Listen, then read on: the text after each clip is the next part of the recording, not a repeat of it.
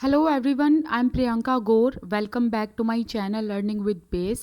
5000 MCQ series की next class शुरू कर रहे हैं। इससे पहले की वीडियोस अगर आपने नहीं देखी हैं तो उनका लिंक आपको डिस्क्रिप्शन बॉक्स में मिल जाएगा। प्लेलिस्ट में भी चेक कर सकते हो। उन वीडियोस को ज़रूर कंसीडर कीजिएगा। उनमें भी हमने काफ़ी इंपॉर्टेंट क्वेश्चंस को कंप्लीट किया है।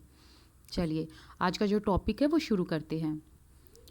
क्वेश्चन है, in the 18th century the status of women was. Women की क्या कंडीशन थी, क्या स्टेटस था 18th सेंचुरी में, आपको ये बताना है।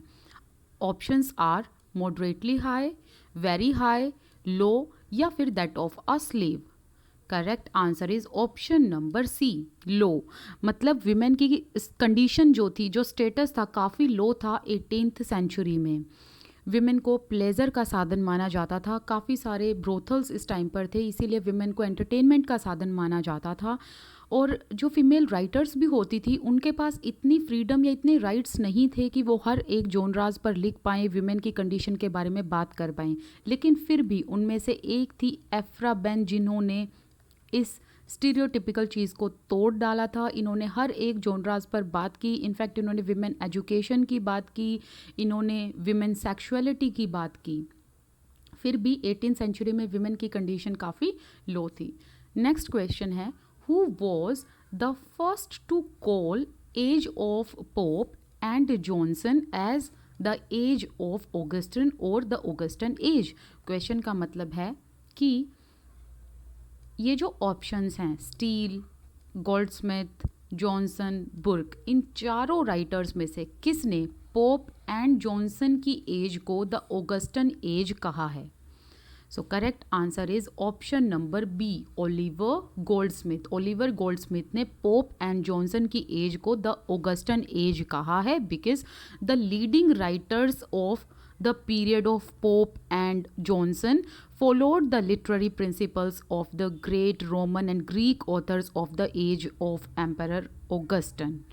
मतलब जो ऑगस्टस थे ना, नॉट ऑगस्टन, ऑगस्टस जो थे, जो रोम के एम्परर थे, तो उनके टाइम पीरियड में जितने भी लीडिंग और ग्रेट राइटर्स थे उनको फॉलो किया, उनको इमिटेट किया। किसने? पोप एंड जॉनसन और उनके कंटेम्प्रेरीज ने। इसीलिए इस एज को द ऑगस्टन एज भी कहा जाता है।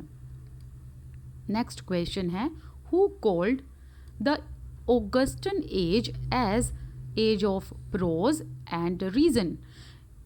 किसने ऑगस्टन एज को age of prose and reason कहा है? काफ़ी इंपॉर्टेंट क्वेश्चन है ये दोनों जो ऊपर हमने किए, तो ये भी काफ़ी इंपॉर्टेंट क्वेश्चन है। तो आपको ये बताना है कि ऑगस्टन एज को age of prose and reason भी कहा जाता है, पर ये चीज़ किसने कही थी? Options are Johnson, Addison, Swift या फिर Arnold. Option number D is correct. Arnold ने कहा था that Augustan age is the age of prose and reason. क्यों कहा था? क्योंकि देखिए, ऑगस्टन एज में प्रोज ज़्यादा लिखे गए। प्रोज काफ़ी डोमिनेटिंग पार्ट, प्रोज का काफ़ी डोमिनेटिंग पार्ट रहा है। हालांकि अगर हम ऑगस्टन एज से पहले की एजेस की बात करें तो उसमें पोइट्री का डोमिनेटिंग रोल रहा है, लेकिन इस एज में, ऑगस्टन एज में, प्रोज का डोमिनेटिंग रोल रहा और पोइट्री जो है वो डिक्लाइन हो गई थी। और फिर भी अगर पोइट्री लिखी भी गई ना, वो प्रोजेक फॉर्म में होती थी, मतलब प्रोज की ही फॉर्म में लिखी जाती थी। तो इसीलिए इस एज को एज ऑफ प्रोज कहा। लेकिन एज ऑफ रीजन क्यों कहा? Because reason was also found to dominate even religion, मतलब रिलीजन से ज़्यादा रीजन पर तवज्जो दी गई है ना। तो इसीलिए इस एज को age of prose and reason कहा जाता है। And these things are evident in the writing of Pope, Johnson and their contemporaries as well. Next question है, in the age of Pope, which kind of poetry dominated the other kinds? किस तरीके की poetry age of Pope में लिखी गई? Options are epic poetry, lyric poetry, satirical poetry या फिर romantic poetry. Correct answer is option number C, satiric poetry. इस time period में जो पोइट्री लिखी गई काफ़ी सैट्रिकल होती थी। जो राइटर्स थे वो एक दूसरे पर ताने कसा करते थे और इस तरीके से कि सामने वाले को समझ आ जाए और बुरा भी ना लगे। तो सैट्रिक पोइट्री जैसे कि Dunciad, an essay on criticism, the rape of lock. तो satirical poetry age of Pope में लिखी गई। So you can say that the age of Pope is the great age of satire in English literature. Next question है the first important work of Pope which appeared in 1711। Pope का पहला important work कौन सा था and जो 1711 में publish हुआ था? Options are the rape of Lock, the Pastorals, the Dunciad, an essay on Criticism. Option number D is correct, an essay on Criticism. ये वर्क इनका पहला वर्क था, ठीक है। और इस वर्क को हालांकि पब्लिश 1711 में किया था, लेकिन इससे पहले ये पोप ने लिख दिया था। He was just 23 when he published this work, an essay on criticism। एक और चीज़ है, इसमें बहुत सारे कोट्स हैं जो एग्जामिनर आपसे पूछ सकता है किसी भी तरीके से। कोट्स कैसे हैं? जैसे कि मैं एक एग्जांपल आपको दे देती हूँ, to err is human, to forgive divine. आपसे ये पूछ सकता है एग्जामिनर कि ये जो कोट है ये किस वर्क से है, किसने लिखी है ये कोट, ठीक है। तो इस तरीके के क्वेश्चन, या फिर इस कोट का मतलब क्या है। तो अगर आपको इन सभी कोट्स के बारे में पता करना है, इनका मीनिंग जानना है, तो आप मेरी वीडियो देखिए, अलेक्जेंडर पोप करके आपको वीडियो मिलेगी। आप उसको प्लेलिस्ट में देख सकते हैं, या फिर आप लोग जैसे ही सर्च में लिखेंगे ना Alexander Pope by Priyanka Gaur या फिर Alexander Pope by learning with pace, आपको उसका लिंक मिल जाएगा। और हमने इसको बहुत डिटेल में पढ़ा है, आपको सारी कोट्स का मतलब पता चल जाएगा, ठीक है। और कोट पढ़नी बहुत ज़रूरी है, यह आपको भी पता है। नेक्स्ट क्वेश्चन है which classical scholar had helped Pope in translation of the Odyssey into English. आपको ये बताना है कि कौन क्लासिकल स्कॉलर्स थे जिन्होंने पोप की हेल्प की in translating the Odyssey work into English. The Odyssey ये किसका वर्क है? होमर का वर्क है। तो इस वर्क को ट्रांसलेट करने में पोप की हेल्प किसने की थी? Options are Fenton, Broome, Addison या फिर option number D. Correct answer is option number D, that means Fenton and Broome, इन दोनों ने ही पोप की हेल्प की थी in translation of Odyssey into English. देखिए पोप ने ना होमर के दो वर्क को ट्रांसलेट किया था, एक तो द ओडिसी था और एक है इलियाड। तो पोप ने इलियाड को तो अकेले लिखा था, अलोन कंप्लीट किया था, मतलब खुद ही कंप्लीट कर दिया था। लेकिन जो ये वर्क है द ओडिसी, इसमें इन्होंने फेंटन एंड ब्रूम की हेल्प ली थी। एक चीज़ और याद रखना, पोप ने जब ये दोनों ट्रांसलेशन की थी होमर के वर्क की, पोप इतने ज़्यादा वेल्दी हो गए थे कि ये स्मॉल टाउन से निकलकर इन्होंने बाहर काफ़ी महंगी जगह पर इन्होंने विला खरीद लिया था जहाँ पर रिच लोग रहा करते थे। दैट मीन्स कि इस ट्रांसलेशन के बाद इनके पास काफ़ी ज़्यादा पैसा आ गया था। नेक्स्ट क्वेश्चन है, कोट दी गई है, आपको ये बताना कि ये कोट किसने कही है। कोट क्या है? If Pope be not a poet where is poetry to be found. अगर पोप जो हैं वो पोइट ना होते तो पोइट्री कहाँ मिलती? Options are Doctor Johnson, Arnold, Wordsworth या फिर कॉलरिज। ये लाइन कही है किसने? डॉक्टर जॉनसन ने, सैमुअल जॉनसन ने पोप के लिए कहा था, if Pope be not a poet where is poetry to be found. और ये लाइन इन्होंने, ये स्टेटमेंट इन्होंने किस वर्क में दी थी? जब इन्होंने द लाइफ ऑफ पोप लिखा था। नेक्स्ट है, true wit is nature to advantage dressed what oft was thought but never so well expressed. True wit की बात किसने की है? Options are Swift, Pope, Dryden, Shakespeare. Option number B is correct. Pope ने अपने work an essay on Criticism में true wit के बारे में कहा है, एंड यहाँ पर ट्रू विट का मतलब है wise and intelligent person. Next question है, which mock epic by Pope was a devastating attack on number of poetasters and hack writers of Grub Street। आपको ये बताना है कि पोप ने पोइटास्टर एंड हैक राइटर्स पर अटैक किया है, तो कौन सा वर्क है? Options are the rape of the Lock, the Dunciad, Epistle to Arbuthnot, Moral Essays. Option number B is correct, the Dunciad. थोड़ा सा मैं इसके बारे में डिटेल में बता देती हूँ। जो पोइटास्टर हैं, इसका मतलब क्या है? पोइटास्टर किसे कहा जाता है? जो इन्फीरियर पोइट्री लिखते हैं। पोइटास्टर किसे कहा जाता है? जो इन्फीरियर पोइट्री लिखते हैं। हैक राइटर किसे कहा जाता है? जो सिर्फ पैसे के लिए काम करते हैं, मतलब मनी के लिए काम करते हैं। उनको फिर राइटर्स को फ़र्क नहीं पड़ता कि सामने वाला क्या लिखवा रहा है, वो पैसा देख कर काम करते हैं, उन्हें हैक राइटर्स कहा जाता है। जैसे कि डैनियल डेफो को हैक राइटर कहा जाता है। ग्रब स्ट्रीट राइटर किसे कहा जाता है? जो प्लेजराइज्ड वर्क लिखते हैं, मतलब किसी और का काम चुरा कर वर्क लिखते हैं, है ना, नकल करके कॉपी पेस्ट कर दिया। ऐसे राइटर्स को ग्रब स्ट्रीट राइटर भी कहा जाता है। और अगर आपको ना पता हो तो ये बता दूं मैं आपको कि शेक्सपियर को भी ग्रब स्ट्रीट राइटर कहा जाता है। तो इसका जो करेक्ट आंसर है that is option number B. Dunciad में अलेक्जेंडर पोप ने Poetaster, hack writers, Grub writers को इन्होंने अटैक किया है, और ये जो भी उनके राइवल्स थे उनको इस वर्क में उन्होंने अटैक किया है। डनशियार्ड की 4 सीरीज़ है, 4 बुक में ये पब्लिश हुआ है ये वर्क। ठीक है, चलिए नेक्स्ट क्वेश्चन करते हैं। The two treatise of government, क्या नाम है वर्क का? Two treatise of government. ये वर्क पब्लिश हुआ 1689 टू 90 के बीच में। ठीक है, ये वर्क किसने लिखा? Options are John Locke, Francis Bacon, Alexander Pope, Dryden. Option number A is correct, John Locke. इस वर्क में जॉन लॉक ने लोगों के राइट्स की बात की है। He says, he argues that people are equal, everybody has equal rights. और इन्होंने कहा है कि लोगों के पास इतना राइट है कि वो जब चाहें गवर्नमेंट को डिसॉल्व कर सकते हैं, क्योंकि जो गवर्नमेंट है, if it exist only for people's benefit, and government can be replaced, और इसे ओवरथ्रोन किया जा सकता है if it doesn't meet with the consent of people. Next question है, Who among the following was associated with the Tatler? The Tatler किसका work है? किसकी वर्क नहीं, sorry, periodical. It is a periodical जो लॉन्च हुई थी 1709 में, until 1711 ये पब्लिश होती रही वीक में 3 टाइम्स।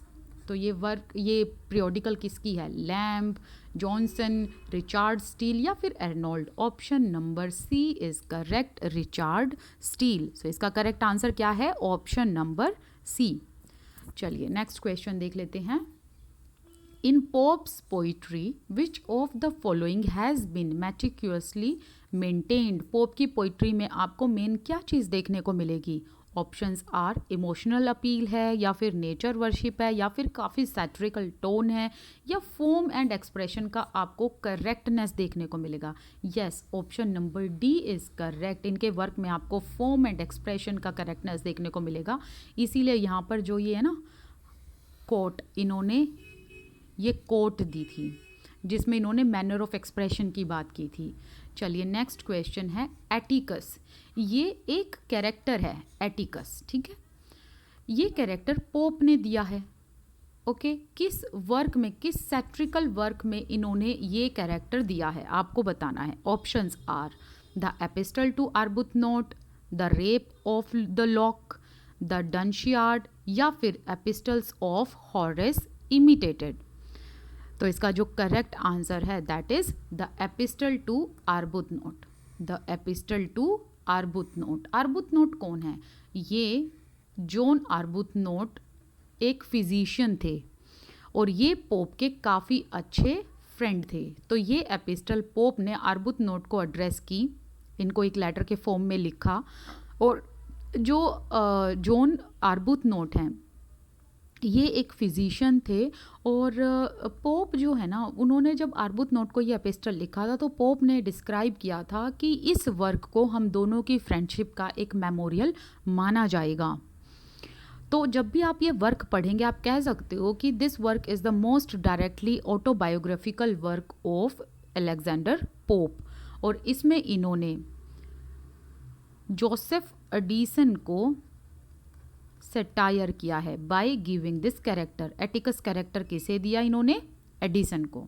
चलिए नेक्स्ट है, the character Atticus is caricature of. आ गया यही क्वेश्चन कि एटिकस किसे कहा है, जैसा कि हमने यहाँ पढ़ा जोसेफ एडिसन को। इसका आंसर है ऑप्शन नंबर ए, जोसेफ एडिसन को इन्होंने एटिकस कहा। और एक और है इसमें कैरेक्टर दैट इज स्पोरस, वो इन्होंने किसको कहा था?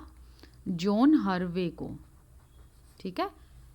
स्पोरस जॉन हर्वे के लिए यूज़ किया था, एटिकस किसके लिए? एडिसन के लिए यूज़ किया था। एटिकस का मतलब ये क्या है? मतलब ये इन्होंने एटिकस जो कैरिकेचर है वो एडिसन को ही क्यों दिया?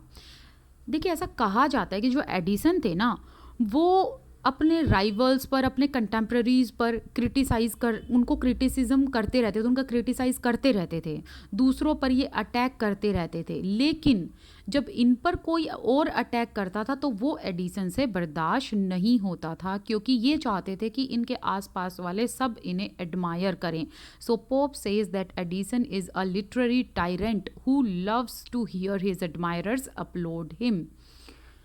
नेक्स्ट है, who was the first crowned the hero of the Dunsland in the Dunciad। इस वर्क में जो डंसलैंड का हीरो है वो कौन है?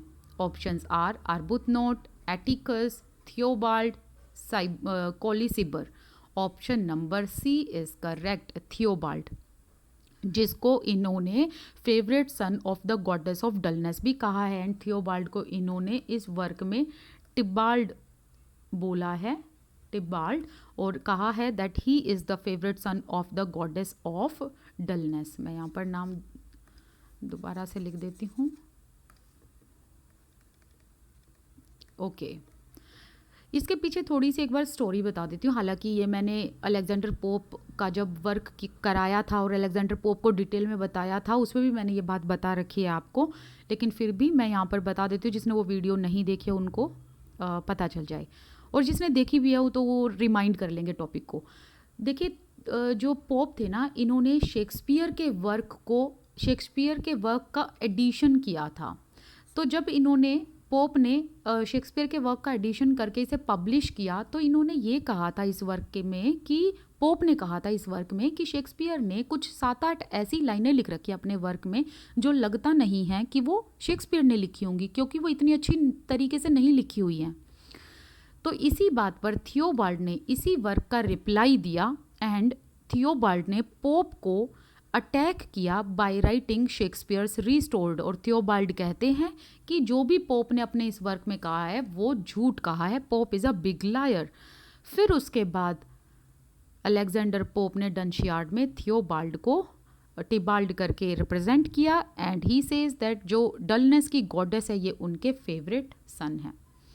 नेक्स्ट क्वेश्चन है, who wrote a parody on Dryden's the hind and the panther entitled story of the country mouse. ठीक है, ये जो वर्क है ना, story of the country mouse, ये ड्राइडन के इस वर्क पर सटायर है। तो ये वर्क किसने लिखा, story of the country mouse?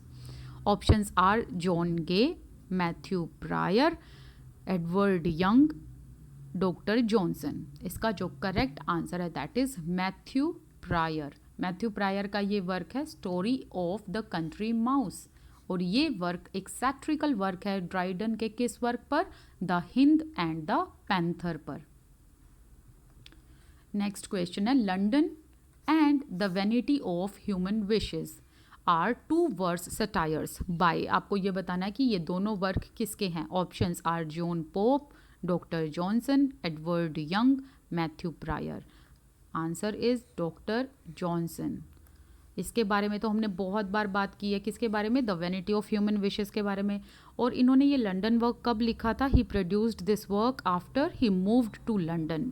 जैसे ये लंदन में आए थे, शिफ्ट हुए थे, इन्होंने लंदन पर एक वर्क निकाल दिया और टाइटल भी लंदन लिखा, जिसमें इन्होंने इसके करप्शन, शहर के करप्शन की बात की है। ठीक है, तो आज के लिए बस इतना ही काफ़ी है। आगे जो भी क्वेश्चंस हैं वो हम नई वीडियो में बात करेंगे, नई एमसीक्यूज़ को नई वीडियो में देखेंगे। अब आपको ये सीरीज़ कैसी लग रही है आप मुझे कमेंट सेक्शन में ज़रूर बताइए। आपके कमेंट्स मुझे बहुत बहुत बहुत मोटिवेट करते हैं। This side Priyanka Gaur, I wish you all the best, keep learning. You can follow me on Instagram as well, और आप मेरे साथ टेलीग्राम ग्रुप पर जुड़ना भी बिल्कुल मत भूलिएगा। वहाँ पर आपको टाइम टू टाइम PDF मिलती रहती हैं। Thank you so much.